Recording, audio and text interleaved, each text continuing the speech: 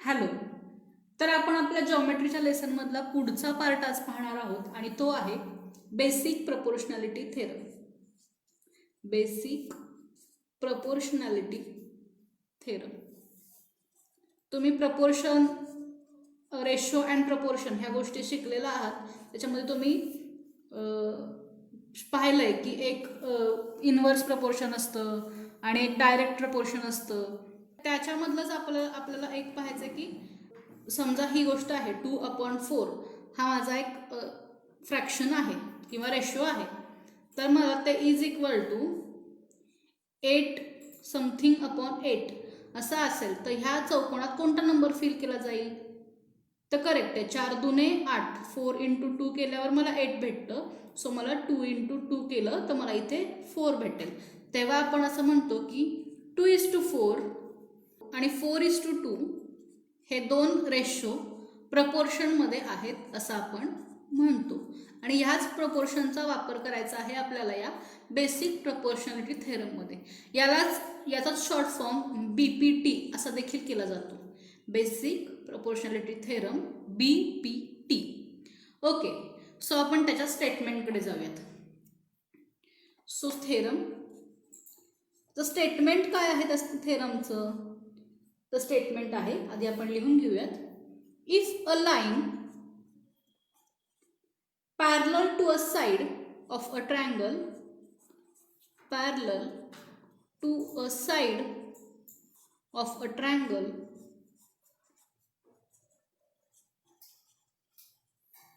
intersects the remaining sides, intersects the remaining sides, remaining sides in two distinct points, in two distinct points.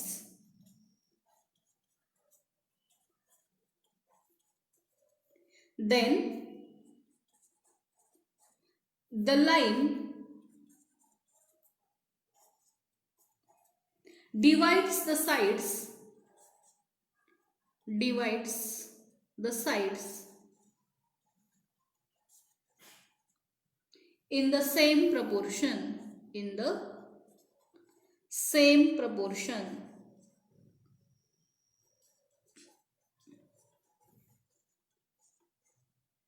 Okay, so statement काय आहे की if a line parallel to a side of a triangle, so एक triangle आहे आणि त्याच्या एका साईडला ती लाईन जी आहे ती पॅरलल आहे आणि ती पॅरलल लाईन काय करते तर इंटरसेक्ट करते रिमेनिंग साईड्सना, intersects the remaining sides in two distinct point, म्हणजे दोन वेगळ्या वेगळ्या पॉईंटना ती त्या उरलेल्या बाजूंना इंटरसेक्ट करते. मग काय होतं तर होतं काय, then the line divides the sides in same proportion. Okay, आपण ह्याची डायग्राम काढूयात आता. तर डायग्राम काय येते बघा. बेसिकली पहिली गोष्ट ही आहे की आपल्याला एक ट्रायंगल दिलेला आहे त्यांनी. सो ट्रायंगल काढूयात एक आपण. मी ट्रायंगलला नाव देते triangle ABC. Okay, so if a line parallel to a side of a triangle, ती लाईन कशी आहे पॅरलल आहे ट्रायंगलच्या साईडना, म्हणजे ती जर AC ला पॅरलल असेल तर लाईन कशी ड्रॉ होईल, इथे ड्रॉ होईल. जर BC ला पॅरलल असेल तर कुठे ड्रॉ होईल, इथे ड्रॉ होईल. आणि जर AB ला पॅरलल असेल तर ती कुठे ड्रॉ होईल, इकडे ड्रॉ होईल. आपण सध्या BC ला पॅरलल असलेली एक लाईन काढतोय. लाईन मी काढली, त्या लाईनला मी L असं नाव घेते. सो ही लाईन काय आहे पॅरलल आहे BC ला. If a line parallel to a side of a triangle, BC या साईडला ही लाईन पॅरलल आहे. Intersects the remaining sides in two distinct point, उरलेल्या ज्या बाजू आहेत AB आणि AC यांना टू डिस्टिंक्ट पॉईंटमध्ये, म्हणजे दोन वेगळ्या वेगळ्या, हा एक पॉईंट आहे आणि हा एक पॉईंट आहे, मी त्याला नाव देते. ह्या दोन वेगळ्या वेगळ्या पॉईंट्समध्ये तिनं इंटरसेक्ट केलेलं आहे. जर असं झालं तर काय होतं, देन म्हणजे तर काय होतं, the line, he line divides the sides, म्हणजे ह्या साईडला डिवाइड केलंय ना, ह्या साईडला डिव्हिजन कसं झालं AP आणि PB असं डिव्हिजन झालं आणि इकडे AQ आणि QC असं डिव्हिजन झालं. So then the line divides the sides in same proportion. Same proportion म्हणजे इथे जे आपण पाहिलं होतं ते 2/4 आणि 4/8ला जे आपण पाहिलं तसं. काय होणार आहे मग इथं? ठीक आहे, आधी आपण गिव्हन काय आहे ते लिहून घेऊया. आपण डायग्राम काढली आता गिव्हन काय आहे ते लिहून घेऊया.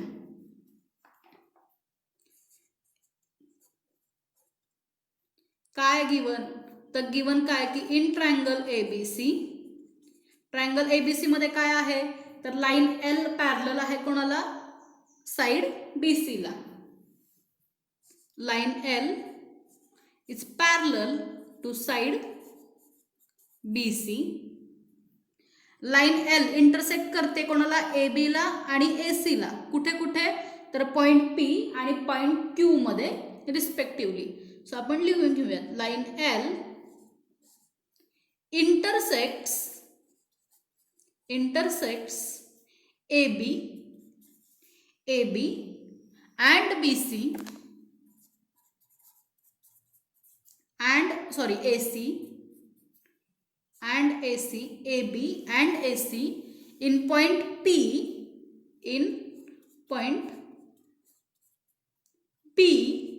and Q रिस्पेक्टिव्हली म्हणजे अनुक्रमे की ए बी ला कुठं करते? पी मध्ये आणि ए सी ला कुठं करते? क्यू मध्ये रिस्पेक्टिव्हली. ओके, सो गिव्हन नंतर काय येतं आपलं? टू प्रूव्ह म्हणजे देन या नंतरचा पार्ट काय आहे तो? तर काय होतं? Then the line divides the sides in the same proportion. Line divides the sides in same proportion म्हणजे काय? AP अपॉन PB जितकं येणार आहे तितकंच काय होणार आहे? AQ अपॉन QC येणार आहे. सो टू प्रूव्ह काय आहे आपलं? AP upon PB is equal to AQ upon QC. Okay, so आता आपल्याला हे प्रूव्ह करायचं आहे. तर विचार काय करायचा आहे की आपल्याला AP अपॉन PB हे एका ठिकाणी आलेलं पाहिजे, AQ अपॉन QC हे मिळालेलं असायला पाहिजे. सो आपल्याला असं काहीतरी प्रूफ घ्यायचं आहे की त्याच्यामध्ये हे AP इन्क्लूड असेल, PB इन्क्लूड असेल, AQ इन्क्लूड असेल आणि QC इन्क्लूड असेल. पण हे जर गोष्टी आपल्याला इन्क्लूड करायच्या असतील तर आपण आत्ता सध्या रिसेंट शिकलो आहोत की ratios of areas of triangle. आपण काय शिकलेलो आहोत सध्या? की ratios of areas of two triangles. आणि त्याच्यामध्ये आपण इम्पॉर्टंटली काय शिकलेलो आहोत? तर त्याच्यामध्ये आपण इम्पॉर्टंटली हे शिकलेलो आहोत की दोन अँगल्सचा जो काही रेशो असतो एरियाचा, अँगल समजा मी घेतला एक ABC, area of triangle ABC, area of triangle PQR. तर तो काय असतो रेशो? तर तो असतो B1 इंटू H1 म्हणजे याचा बेस इंटू याचीच हाईट अपॉन याचा बेस इंटू त्याची हाईट. आणि आपण पुढे पाहिलं की जर हाईट सेम असेल तर रेशो बेसचा येतो आणि बेस सेम असेल तर रेशो हाईटचा येतो. सो ह्या गोष्टी पण आपल्या रेशो आहेत, AP upon PB, AQ upon QC. So आपण AP ऑब्झर्व करूया कसं दिसतंय, PB कसं दिसतंय. ह्या तिरक्या रेषा आहेत. सो ह्या ऑब्वियसली हाईट्स तर नसणार आहेत, सो दॅट कोणत्यातरी ट्रायंगलच्या बेस असतील. सिमिलरली AQ आणि QC ह्या कोणत्या तरी ट्रायंगलच्या बेस असायला पाहिजेत. त्याच्यामधले आपल्याला AP ही बेस आपण अज्युम करू शकतो ट्रायंगल APQचा, AQ आपण अज्युम करू शकतो ट्रायंगल पुन्हा APQचाच बेस. पण PB आणि QC हा बेस येण्यासाठी आपल्याला आता इथे ट्रायंगलचं कन्स्ट्रक्शन करायला पाहिजे. सो मी काय करते? ट्रायंगलचं कन्स्ट्रक्शन बघा, मला हा PB बेस यायला पाहिजे. सो मी इथे डॉटेड लाईन काढते जेणेकरून मला ट्रायंगल भेटतोय PCB. मी पुढे काय करते की मी इकडून एक रेष काढते.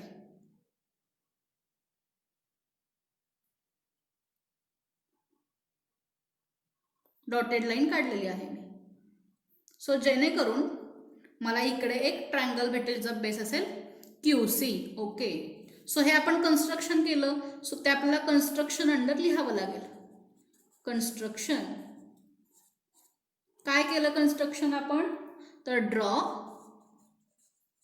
segment PC and segment BQ. Okay, आता आपण प्रूफ जे आहे ते आपल्या नवीन पेजवर लिहूयात. प्रूफ.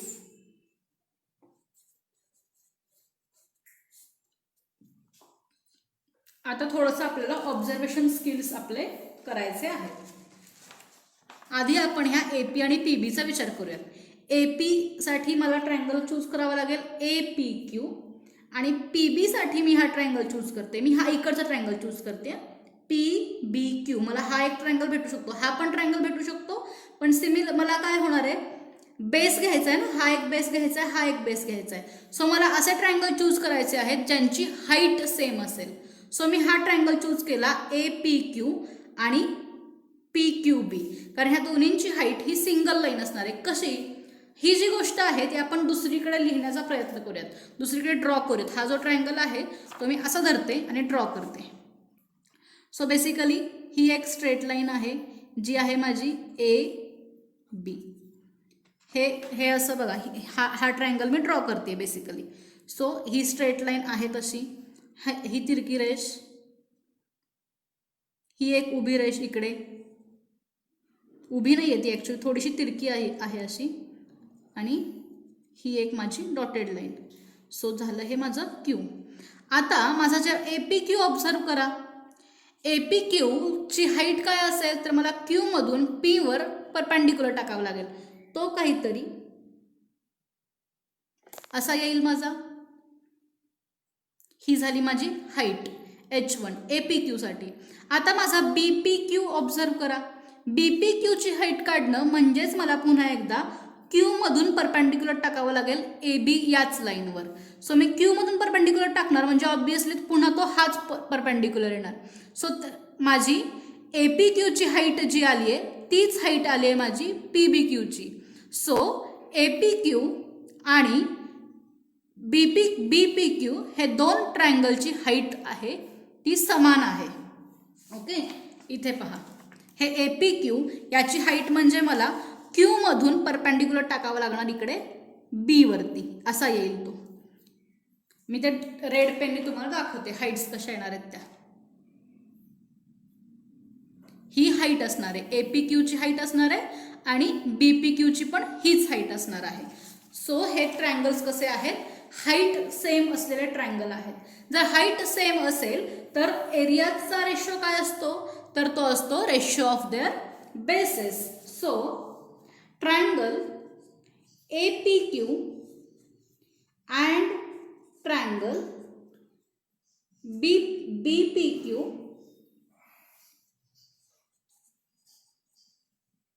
have equal heights. त्यांच्या हाईट कशा आहेत, सिमिलर आहेत, सेम आहेत, सिमिलरपेक्षा सेम आहेत, इक्वल आहेत. त्याच्यामुळे त्यांच्या एरियाचा रेशो हा काय असणार आहे, ratio of their bases. So area of triangle APQ upon area of triangle BPQ is equal to, जर त्यांची हाईट सेम झाली तर आपण त्यांचा बेस घेऊया हा AP आणि हा PB. सो तो काय असणार आहे आपला AP अपॉन PB. ह्याला मी 1 दिलं आणि कारण काय आहे, since area ratio of area is proportional to ratio of bases. Okay, second, आता आपल्याला APPB झालं. आता कोण पाहिजे, AQQC. AQQC करण्यासाठी आपण ट्रायंगल पुन्हा चूज केला. APQ हा आहे तोच AQ साठी, आणि QC साठी मी चूज करते हा QPC किंवा PQC हा ट्रायंगल मी चूज करते. पुन्हा विचार करा, तीच गोष्ट होणार आहे. जर मी AQ बेस मांडला तर माझी इथून हाईट कशी असणार आहे, तर मला आता हा AQ बेस आहे. सो मला या P वरून परपेंडिक्युलर ड्रॉ करावा लागेल जो माझा असा येईल.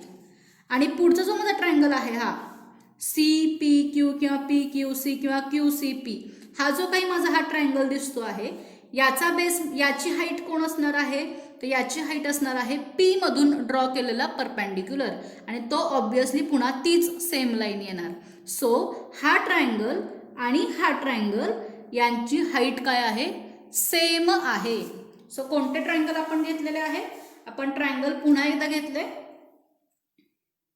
Triangle APQ and triangle CPQ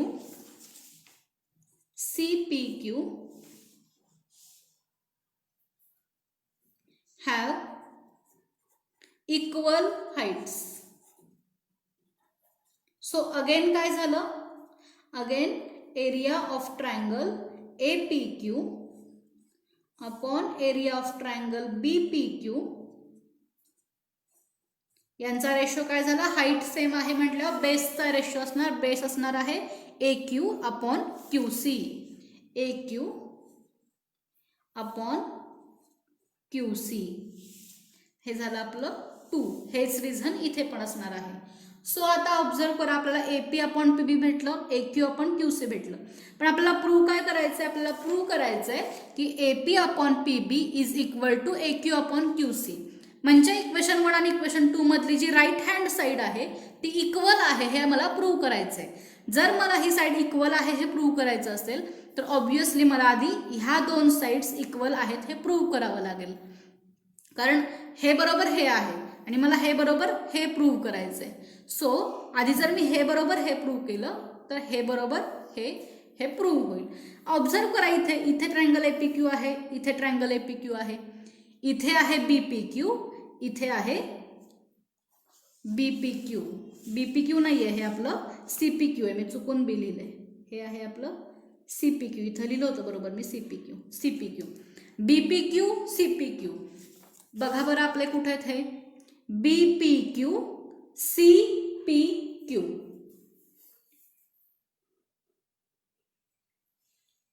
या ट्रायंगलमध्ये आपण ऑब्झर्व केलं तर ह्या ट्रायंगलला समजा मी हा बेस म्हटलं, ओके, हा बेस कॉमन आहे PQ, याच्यामध्ये पण आहे हा आणि याच्यामध्ये पण आहे हा PQ.